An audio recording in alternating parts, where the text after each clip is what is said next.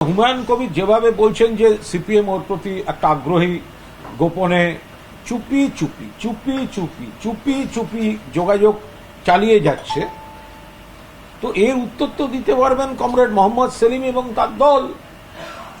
আমি তো আবার বলছি, ভ্যালেন্টাইন্স ডে এর মরশুমে যেভাবে মোহাম্মদ সেলিম অন্যদের মন বুঝতে চেষ্টা করে যাচ্ছেন,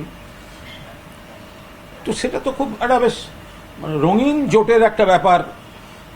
তো এখন সেটা বলতে পারবে যাদের কথা হুমায়ুন কবির বলছেন, তো তারা বলবেন, উত্তর দেবেন। আমরা এসব নিয়ে মাথাও ঘামাচ্ছি না, এগুলো আমাদের কাছে বিনোদন। অশ্বিনী বৈষ্ণবের কাছ থেকে বাংলা রেল প্রকল্প শিখবে না। বাংলায় রেল বিপ্লবটা মমতা বন্দ্যোপাধ্যায় করেছেন। যতগুলো রেল মমতা বন্দ্যোপাধ্যায় ওই সংক্ষিপ্ত সময়ে দুবার, যতগুলো নতুন রেল, নতুন লাইন, নতুন রুট মমতা বন্দ্যোপাধ্যায় যা দিয়ে গেছেন, অশ্বিনী বৈষ্ণবরা সেগুলোকে ধ্বংস করছেন। আজকে তো অশ্বিনী বৈষ্ণবরা রেল মন্ত্রকটাকে এমন জায়গায় নিয়ে গেছেন, বাজেট পেশের অধিকারও এই রেলমন্ত্রীর নেই, তার মুখে আবার বড় বড় কথা সাজিয়ে।